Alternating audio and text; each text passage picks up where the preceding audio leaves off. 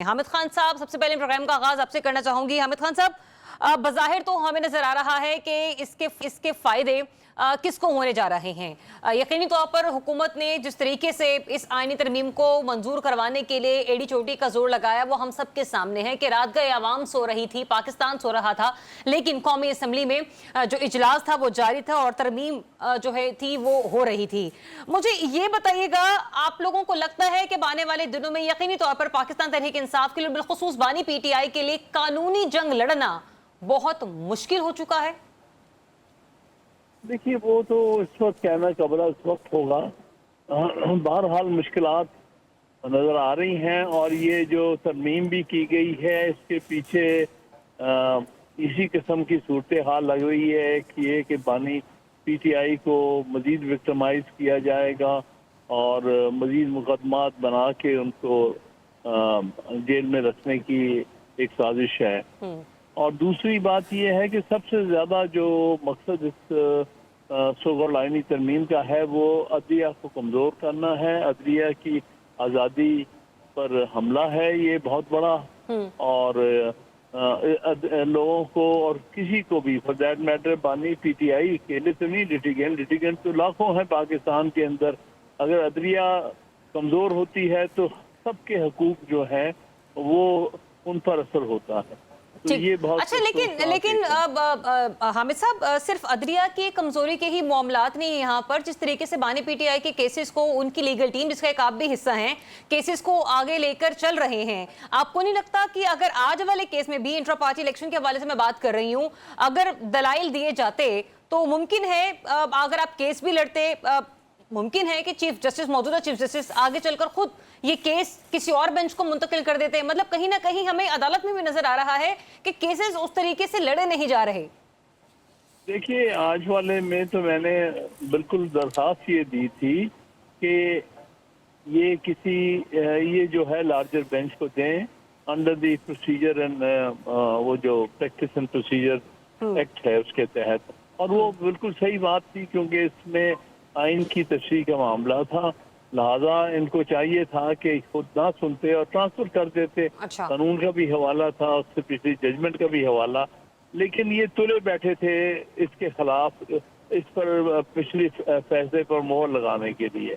तो आखिरकार मैंने कहा मैंने आपके सामने आर्ग्यू नहीं करना, क्योंकि मैं समझता हूँ कि जो मोहतरम मातहत के साथ हामिद खान साहब, आपको नहीं लगता कि आर्ग्यू नहीं करना वाले अल्फाज बोलकर आपने खुद खुला मैदान दे दिया चीफ जस्टिस को, जबकि आपको पता है कि उनका रवैया आपकी पार्टी के अगेंस्ट मुतासिब है बकौल आपके? हाँ, बिल्कुल बिल्कुल है। और यही हमने कहा कि आपके पास आर्ग्यू करने का फायदा कोई नहीं है क्योंकि हम मुतासिब। अच्छा, मुझे ये बताइएगा कि what's the plan B now? PTI का अब नेक्स्ट प्लान बी क्या है? क्योंकि आप लोगों की कोशिश तो यही रही कि जस्टिस मंसूर अली शाह जो हैं वो नेक्स्ट चीफ जस्टिस हों, लेकिन अब जिस तरीके से तरमीम पास हो चुकी है, 3 रुकनी एक फहरिस्त जाएगी एक पैनल के सामने, ठीक है। अब वहां पर जाहिर सी बात है मौजूदा हुकूमत की अक्सरियत है, बरतरी हासिल है उन्हें वोटों के साथ, क्योंकि फैसला तो उसी कमेटी ने करना है, पार्लिमानी कमेटी ने। तो फिर नेक्स्ट प्लान क्या आप लोगों का? हम तो इस पार्लियामेंट्री कमेटी को नहीं मानते, वुकला एज ए वुकला में बात कर। अच्छा, और मैं पार्टी हैसियत में आपका तज्जिया लेना चाह रही हूँ फिलहाल। इसलिए हमारे नजदीक तो सिर्फ और सिर्फ चीफ जस्टिस सीनियर मोस्ट जज हो सकता है, कोई भी हो। मंसूर अली शाह की बारी है, वो होगा, जब उसकी बाद अगला चीफ जस्टिस आएगा उसकी बारी पे जो भी सीनियर मोस्ट होगा वो हो जाएगा। इसलिए हमने कहा कि इसमें कोई किसी किस्म की झोल नहीं हमारे। ये हमारा 70 साल का एक मुतालबा था, उसके मुताबिक आईनी तरमीम 18वीं तरमीम हुई थी, जिसको इन्होंने छेड़कर आइन का भी खिलवाड़ किया है और अदलिया की आजादी। हामिद खान साहब, ये तो आपने बहैसियत एक कानूनदान अपना मौक़िफ़ दिया ना, मुझे ये बताएगा पार्टी का प्लान बी क्या है इस सिलसिले में? अब पार्टी के प्लान बी का क्या मामला? ये तो प्योरली इलीगल और कॉन्स्टिट्यूशनल क्वेश्चन है, इसमें पार्टी का क्या ताल्लुक? सर, पार्टी का ताल्लुक मैं इसलिए पूछ रही हूँ क्योंकि पार्लिमानी कमेटी ने डिसाइड करना है ना कि नेक्स्ट चीफ जस्टिस कौन होगा, और उस एतबार से अगर देखा जाए तो आप लोगों के कमेटी कोई किसी पॉलिटिकल पार्टी की तो नहीं होगी ना। पार्लियामेंट्री कमेटी में तो जजेस भी होंगे और भी बहुत लोगों को उसमें डाला गया है। लेकिन आप लोगों के जो 3 मेंबर हैं वो कौन होंगे, उसमें आपकी आरा क्या है? मैं समझता हूँ ہم وکلا تو یہی کہتے ہیں، کال بھی آج دی ہے کہ ہم اس کا حصہ نہیں بننا چاہتے، کیونکہ اگر ہم اس کو قبول کریں گے تو اس کا مطلب یہ ہے کہ جو کچھ انہوں نے کیا ہے امینڈمنٹ، ہم اس کو قبول کر لیں گے، ہم اس کو قبول نہیں کریں گے۔ اچھا ذرا فیصل واوڈا صاحب کی میں اسٹیٹمنٹ کو کوٹ یہاں پر کرنا چاہ رہی ہوں. انہوں نے کہا کہ ابھی تو یہ شروعات ہے، اس کے بعد اور بھی بہت سی ترامیم آئیں گی. اس کے بعد کس قسم کی ترامیم اور منظور ہوتی دیکھ رہے ہیں آپ؟ ابھی ترامیم پہلے ہی بہت ساری کر لی ہیں، مزید ترامیم کی نا گنجائش ہے، لیکن جس طرح سے یہ لوگ کام چلا رہے ہیں اندھا دھند، اور کچھ بھی ان سے توقع کی جا سکتی ہے، میں اس لیے اس پہ کوئی کامنٹ نہیں کروں. کوئی وکلا تحریک آپ کو نکلتے ہوئی نظر آ رہی ہے؟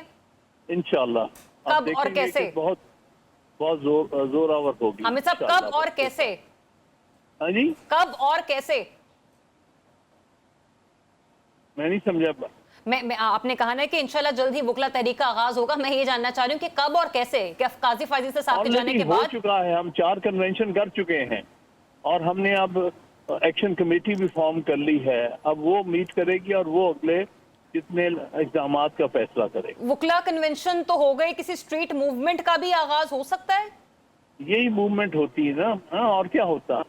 یہ کنونشنز ہوتے ہیں، پھر اس میں کاز دی جاتی ہے اپنے بار ایسوسیشنز میں، اور یہ ایک لمبا پروسیس ہے، اوور نائٹ تو نہیں ہوتا، لیکن یہ ایک سلسلہ چل پڑا ہے. سارے وکلا اس معاملے میں بڑی حد تک جو ہیں وہ موبلائز ہیں. ٹھیک ہے، چلیں بہت شکریہ. پاکستان رہنما تحریک انصاف ہمارے ساتھ موجود تھے اور کہنے کہ وکلا کنونشنز ہم لوگوں نے کیے ہیں، ایک طریقے سے ہماری اسٹریٹ موومنٹ کا یہ آغاز ہو چکا ہے اور کسی طور بھی ہم اس آئینی ترمیم کو منظور نہیں کریں گے. بہت سارے سوالوں کے جواب جو کہ میں چاہ رہی تھی کہ وہ پارٹی لیڈر کے حیثیت سے ہمیں دیتے، انہوں نے ان جوابوں کو، ان جوابات کو ایک قانون دان کی حیثیت سے جو تھا وہ ٹیکل کیا. مبشر بخاری صاحب تجزیہ آپ نے سنا. مجھے لگتا ہے کہ جس طریقے سے آج میں اپنے سوالوں کا جواب دینا چاہ رہی تھی، شاید کچھ یہی لوپ ہولز ہوتے ہیں کہ جب پاکستان تحریک انصاف کے وکلا عدالت میں موجود ہوتے ہیں، چیف جسٹس کے سامنے ہوتے ہیں، اور جس طریقے سے کیس کو پروسیڈ کیا جا رہا ہوتا ہے.